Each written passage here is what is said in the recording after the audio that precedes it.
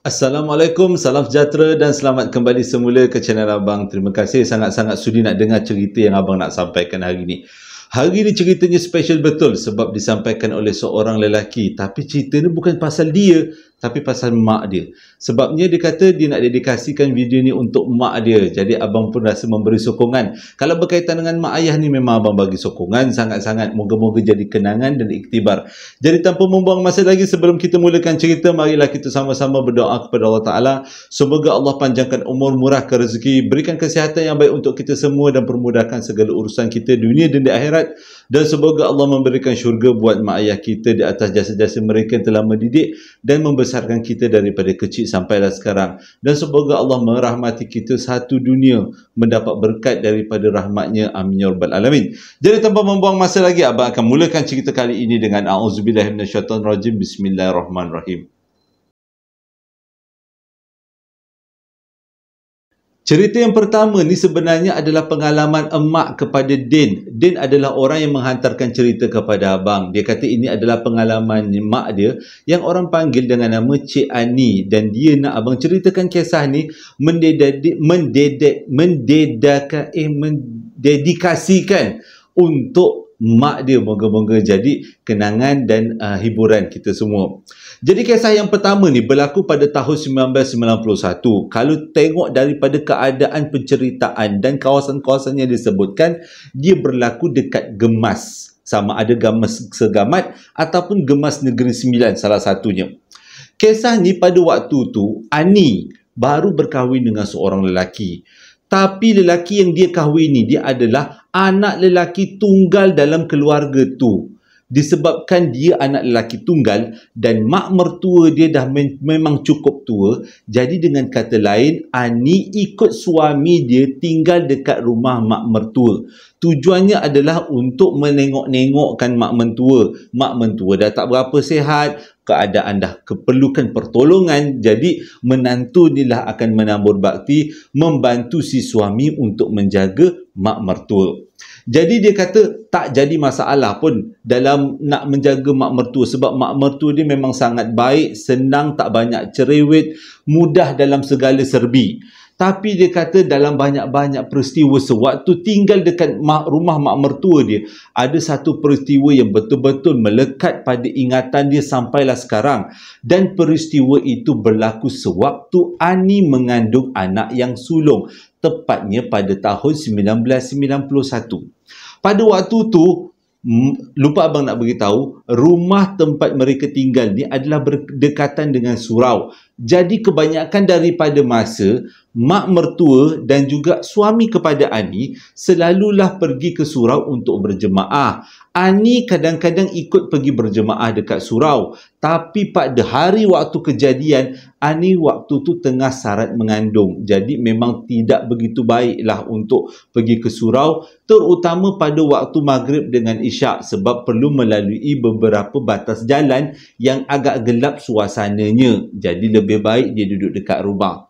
Pada hari kejadian, pada waktu tu keadaan cuaca agak sejuk. Angin bertiup cukup kencang dekat luar rumah. Pada asalnya Ani memang berkenan nak ikut mak mertua dia dan juga suami dia untuk pergi semayang sama-sama dekat masjid. Tapi suami dia larang sebab keadaan cuaca tak bagus. Jadi Ani tinggal sorang-sorang dekat rumah itu. Pada asalnya mak mertua dia pun bercadang nak tinggal sama dengan Ani, nak buat teman. Tapi Ani rasa serba salah sebab memang kebanyakan daripada waktu solat, mak dia akan berjemaah dekat surau berdekatan. Jadi dia tak sedap hati kalau nak menghalang mak dia daripada pergi berjemaah. Jadi biarlah dia korbankan diri. Bukan korbankan diri. Jadi biarlah dia mengalah. Duduk dekat rumah tu sorang-sorang walaupun dalam keadaan sarat mengandung. Tapi mak mertua dia pesan, sepanjang mak mertua dia dengan suami dia berada dekat surau, dia harap Ani duduk dalam bilik aja. Jangan pergi ke dapur ataupun pergi ke bilik air. Tunggu sampai suami balik, sampai mak mertua balik, mereka dua balik, barulah boleh kita makan sama-sama kat dapur ataupun merayau-rayau sekitar rumah. Sebab keadaan rumahnya adalah rumah yang banyak tangga, rumah kampung. Jadi kalau merayau-rayau, tergelincir, jatuh, takut benda-benda buruk berlaku. Jadi untuk mengelakkan daripada benda buruk berlaku, mereka minta Ani tinggal dalam bilik. Pada waktu ni satu benda yang semua satu keluarga ni terlupa. Orang yang mengandung mempunyai darah yang sangat manis bagi orang sebelah, bagi makhluk alam sebelah. Jadi pada waktu dan nak masuk maghrib, lebih kurang pukul 7.30, pukul 7, mak mertua dia dengan suami dia dah bertolak pergi ke masjid, pergi ke surau yang berdekatan untuk berjemaah. Bila jauh aja mak mertua dia turun daripada rumah dengan suami dia, cepat-cepat Ani tutup pintu dan duduk dekat dalam bilik tempat tidur dia. Tapi dia tak kunci bilik dia sebab dia rasa tak ada benda yang menakutkan pun dekat dalam rumah ni. Dan rumah tu memang biasa. Biasalah rumah kampung ada bahagian-bahagian tertentu memang suasananya agak gelap. Terutama Ani kata tempat yang paling dia tak suka untuk pergi dekat dalam rumah ni adalah kawasan anjung rumah. Iaitu rumah ibu yang paling depan sekali. Tempat tu dia kata bukanlah berhantu, tapi keadaannya suram. Mungkin disebabkan mereka sekeluarga jarang-jarang pergi ke kawasan itu. Jadi selepas mak mertua dia dengan suami dia dah duduk dekat surau bersolat dekat sana, Ani pun bersolat dan mengaji dekat dalam bilik dia saja. Selepas habis mengaji, solat isyak semuanya selesai, Ani duduk dekat atas katil dengan pintu bilik terbuka. Tapi pintu ruang tamu, pintu utama rumah masih lagi tertutup rapat. Tak jadi masalah, kata Ani. Jadi sambil-sambil dia duduk dekat atas katil tu, dia sambil-sambil berzikir dengan tasbih yang diberikan oleh suami dia.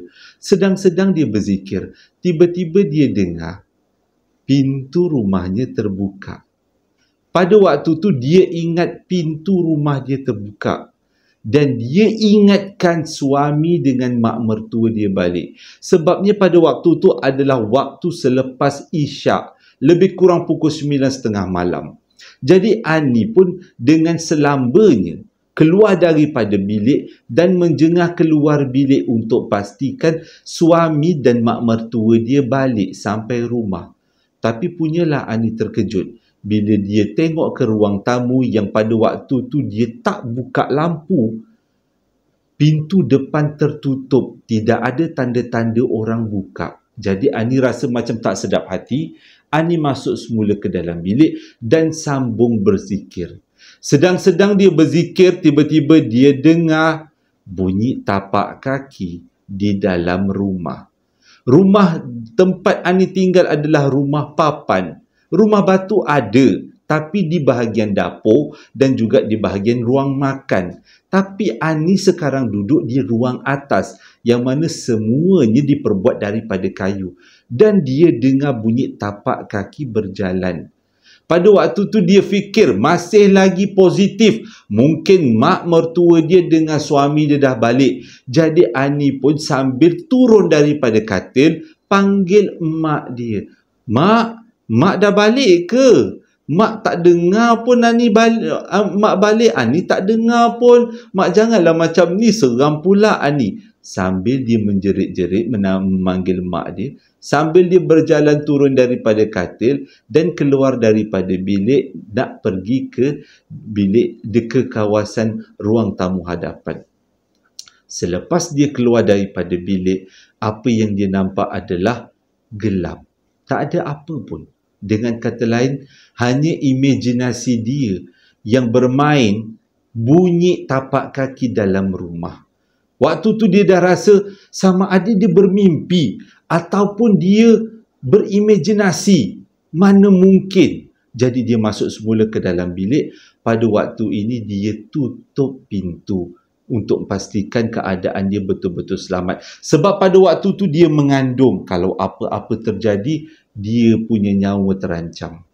Sedang-sedang dia duduk atas katil sambil berzikir untuk kali yang ketiganya. Dia dengar bunyi 2 tapak kaki dalam rumah. Jadi dengan kata lain, dia betul-betul yakin yang berjalan dalam rumah tu adalah suami dengan mak mertua dia. Mungkin sebelum ni dia tak nampak sebab keadaan ruang tamu depan gelap, tidak dibuka lampu.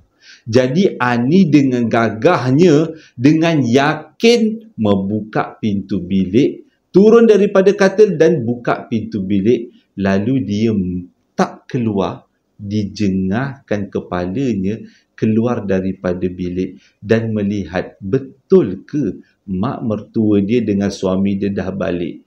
Tapi apa yang dia nampak adalah kegelapan dan sepasang mata merah.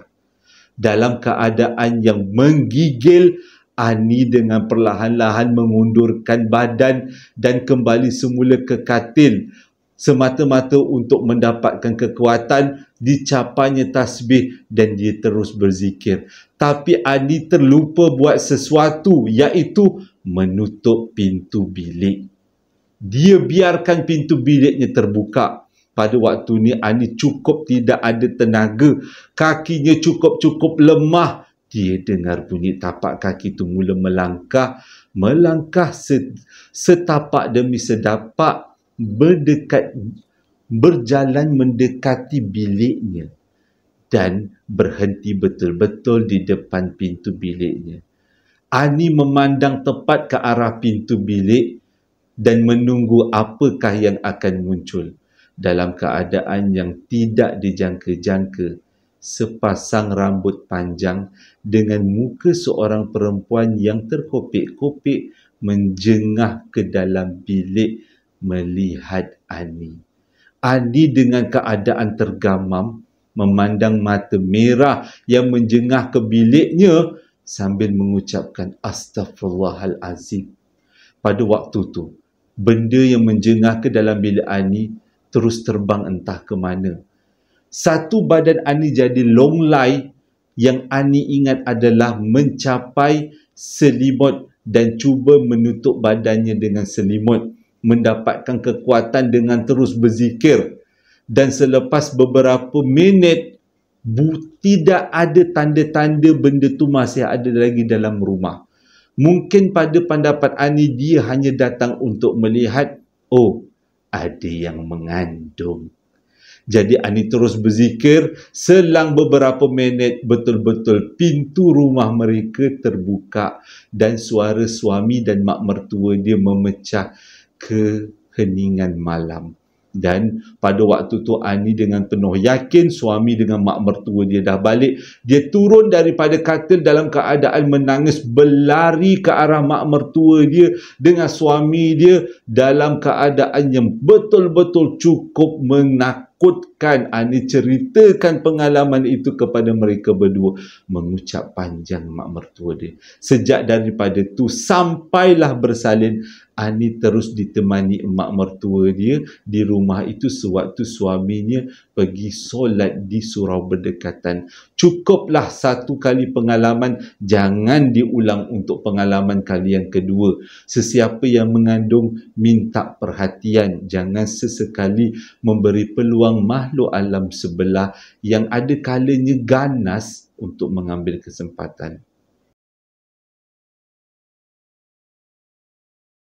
Menjadi suri rumah bukanlah satu perkara yang mudah, tapi itu sangat menyebabkan Ani sangat gembira dalam perkahwinan dia.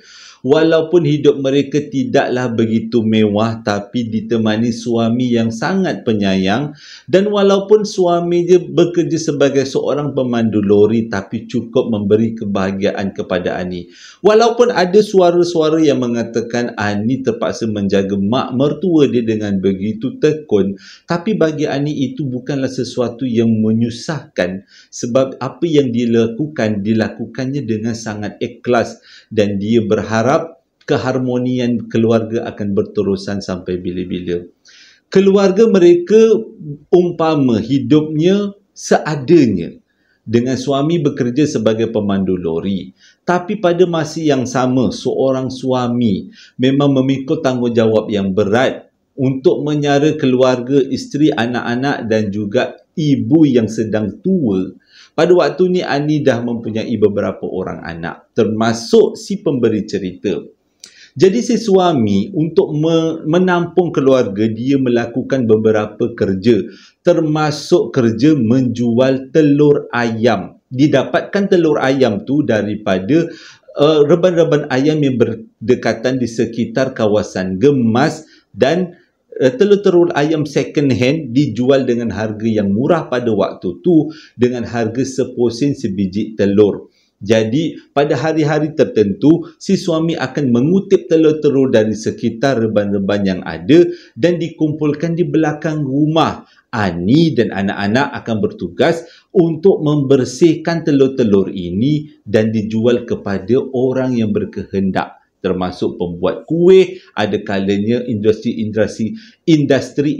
kecil di sekitar kampung mereka, sambil-sambil menjaga mak mertua. Tapi sewaktu perniagaan ini berlaku satu peristiwa yang cukup tidak menyenangkan dan menyebabkan mereka semua berfikir, adakah pekerjaan menjual telur ni adalah sesuatu pekerjaan yang okey? Sebabnya peristiwa yang dialami pada waktu ini menjadi rutin. Selepas si suami mengutip semua telur, Ani dan anak-anak akan membersihkan telur dan memastikan telur-telur yang mereka dapat dalam keadaan baik sebelum dijual untuk mengelakkan daripada telur yang salah yang busuk diberikan kepada pelanggan. Dan telur-telur ni semua diletakkan di dalam satu bangsal ataupun satu kawasan di belakang dapur. Kalau tengok daripada keadaan telur-telur yang dikumpulkan, memang rumah mereka sebiji sebulat macam kilang telur ayam, begitu banyak telurnya. Jadi dalam banyak-banyak peristiwa, ada satu peristiwa yang cukup menakutkan. Pada waktu ini berlaku pada waktu tengah malam. Si suami dah tidur. Ani dengan anak-anak masih lagi gigih membersihkan telur, memisahkan telur yang baik dengan telur yang buruk untuk mengelakkan daripada tersalah jual. Sewaktu membersihkan telur, tiba-tiba mereka tercium satu bau yang sangat kuat. Mula-mula mereka anak beranak ingatkan bau tu datang daripada telur yang mungkin ada di antaranya dah bertukar menjadi tembelang, telur busuk. Jadi mencarilah Ani dan anak-anak dia telur mana yang mengeluarkan bau yang sangat busuk dan baunya cukup-cukup tak menyenangkan. Bila dah lama-lama bau busuk tu, Ani dah boleh agak ini bukan datang daripada telur tembelang. Sebab dia kata kalau telur tembelang, baunya memang busuk, tapi masih ada lagi bau telur. Ini seperti bau daging busuk. Baunya sangat-sangat menyengat dan seolah-olah seperti ada berdekatan dengan mereka. Anak-anak dah mula bising, "Mak, bau apa ni mak? Bau apa ni mak?" Tapi si ibu, Ani minta anak-anak dia jangan bising. Teruskan buat kerja. Kita tolong ayah untuk selesaikan pekerjaan ni. Esok telur-telur ni nak dijual. Jadi anak-anak bila dengar teguran daripada emak yang bersemangat, yang tak takut, diorang pun teruskan kerja. Bersihkan telur, bersihkan periksa segala telur yang ada. Dalam lebih kurang pukul 11 malam, bau busuk tu semakin lama semakin mendekati diorang. Pada waktu tu, Ani dah mula memegang-megang hidung seolah-olah bau tu cukup tak menyenangkan. Begitu juga dengan anak-anak. Ada di antaranya yang dah masuk ke dalam rumah. Tinggallah di luar rumah adalah anak yang sulung, iaitu Din, yang masih lagi setia menemani mak dia. Sedang mereka semua membersihkan telur. Tiba-tiba, Din terpandang sesuatu di bawah pokok tanjung. Pokok lebih kurang di bawah sebuah pokok, sebatang pokok berdekatan dengan tempat mereka membersihkan telur. Pokok tu sangat rimbun dan pokok tu hanya duduk tunggal di kawasan tu. Tak ada pokok-pokok lain di sekitar. Tapi di bawah pokok tu dia nampak ada sesuatu yang tersenyum ke arah mereka. Muka yang tersenyum tu adalah muka seorang perempuan yang seolah-olah gembira berjumpa dengan sesuatu yang dianggap makanan. Pada waktu tu Din dalam keadaan yang tak pasti apa benda yang dia lihat. Pada waktu tu dia menyuruh maknya memandang ke arah pokok yang dimaksudkan. Mak, apa benda tu mak bawah pokok tu? Kenapa dia pandang kita? Pada waktu tu Ani dengan rasa tak takut, dengan rasa penuh yakin memandang ke arah pokok, dan Ani pun nampak seorang perempuan dengan lengkap berbaju kurung, rambutnya panjang, mukanya elok, tapi senyuman dia cukup menakutkan, seolah-olah sedang melihat setumpuk besar makanan di hadapannya. Terus Ani terfikir, telur-telur ni mungkin menjadi makanan makhluk alam sebelah. Jadi pada waktu tu Ani tidak berfikir panjang.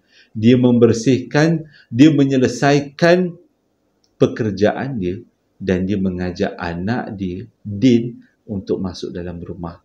Dipegangnya tangan Din dan dipimpin tangan anaknya masuk ke rumah. Din pada waktu tu tak berapa faham kenapa mak dia bertindak seperti itu, dan bertanya pada mak dia, siapa tu mak? Mak dia kata, itu bukan kawan kita, jom kita masuk. Biarkanlah apa yang dia nak buat. Kalau ada rezeki kita, besok adalah yang dapat dijual, telur-telur yang dapat dijual. Dan mereka masuk ke rumah, tutup pintu. Sewaktu mereka di dalam rumah, kedengaran seperti orang menyelongkar sesuatu di bahagian tempat simpanan telur. Dan mereka membiarkannya masuk ke rumah bersiap untuk tidur. Keesokan harinya, ada beberapa bahagian tertentu, iaitu bahagian telur-telur tertentu sudah pun seperti diusik. Tapi bahagian yang diusik hanyalah bahagian telur-telur yang rosak. Telur-telur yang baik, yang boleh dijual, tidak diusik. Mungkin kurang kuat baunya. Tapi diusik, yang dimakan adalah kawasan telur-telur yang tembelang. Jadi dengan kata lain, rezeki diorang, benda tu tak mengusik rezeki diorang. Hari berganti hari, bulan berganti bulan. Daripada tahun 1991, mereka sekeluarga tinggal di rumah mertua. Akhirnya pada tahun 2003 berlaku satu peristiwa yang sangat luar biasa yang dialami oleh Ani sendiri, tidak bersama orang lain. Pada waktu tu 2003, ibu mertuanya dalam keadaan yang sangat uzur, dan ibu mertuanya terlantar baring, dan Ani tidak pernah pun sekali untuk melepaskan tugas membersihkan ibu mertua dia dan membuat bakti ke atas ibu mertuanya yang tidak boleh menguruskan diri sendiri. Jadi tepatnya kalau tak silap abang pada pukul 10 pagi lebih kurang, pada waktu tu si ibu mertua menarik nafas seolah-olah nak meninggalkan dunia ini. Jadi melihat keadaan ibu mertua dalam keadaan yang seperti sakaratul maut, dalam keadaan seperti umurnya nak pergi, Ani tidak sedikit pun tinggal jauh, pergi jauh daripada si ibu mertua. Ditemani si ibu mertua walaupun pada waktu tu di hospital. Ditemani ibu mertuanya dalam setiap nafas ibu mertuanya helakan. Tapi di sampingnya adalah ada anak perempuan kepada ibu mertua, iaitu adik kepada si suami. Mereka berdua bergilir-gilir membacakan surah Yasin dan ayat-ayat suci Al-Quran dengan harapan, dengan doa semoga ibu mertuanya pergi dalam keadaan yang aman. Tapi sewaktu peristiwa itu berlaku, susah nak dijelaskan. Tiba-tiba sedang mereka membaca Yasin, ada satu cahaya yang muncul daripada dalam badan ibu mertua yang menyebabkan kulit ibu mertua bertukar menjadi bercahaya. Seperti ada lampu daripada badan ibu mertua, daripada hujung kaki sampai ke hujung kepala. Waktu tu, Ani tergamam, berhenti membaca Yasin dan bertanyakan kepada adik iparnya, adakah engkau nampak apa yang akak nampak? Tapi adik ipar dia geleng. Dia tak faham apa yang akak dia nampak dan dia tak faham apa soalan yang akak dia ajukan. Jadi Mereka berdua terus membacakan Yasin. Badan ibu mertua dia semakin lama semakin cerah bercahaya. Dan Ani sekali lagi tergamam melihat keadaan itu dan memandang adik iparnya dengan harapan adik ipar dia turut menyaksikan perkara yang sama.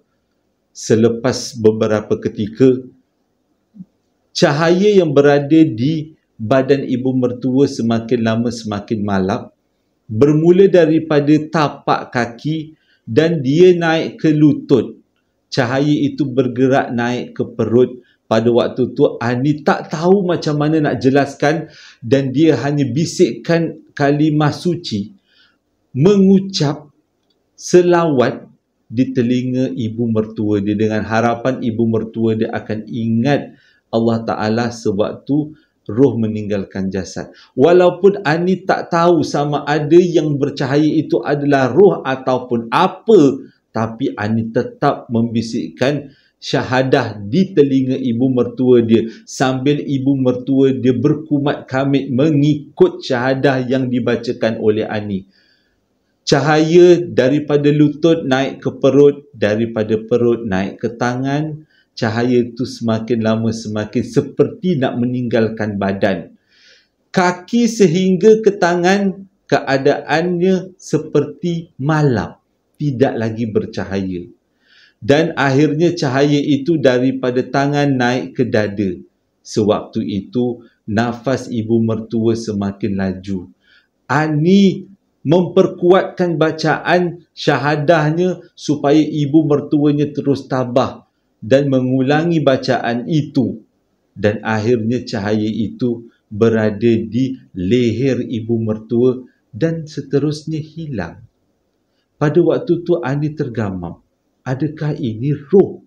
Adakah ini cahaya rahmat? Tapi Ani yakin itu bukan cahaya lampu. Selepas cahaya itu meninggalkan badan ibu mertua dia, keadaan ibu mertua dia betul-betul bertukar daripada seperti orang hidup kepada orang yang tidak bernyawa. Seperti memang keadaannya adalah keadaan seorang mayat yang kehilangan nyawa. Pada waktu ni, walaupun anak-anak lain datang dalam keadaan menangis, tapi Ani tak dapat nak menangis. Masih lagi difikirkan, apakah cahaya yang dia nampak? Selepas proses pengkebumian dilaksanakan dengan baik, Ani ceritakan perkara ini kepada suami dia dan suami dia anggap Ani beruntung sebab dapat melihat sesuatu yang orang lain tak boleh lihat. Walaupun mereka berdua tidak tahu apa sebenarnya cahaya, maksud di sebalik cahaya itu, tapi mereka yakin itu adalah rahmat daripada Allah Ta'ala.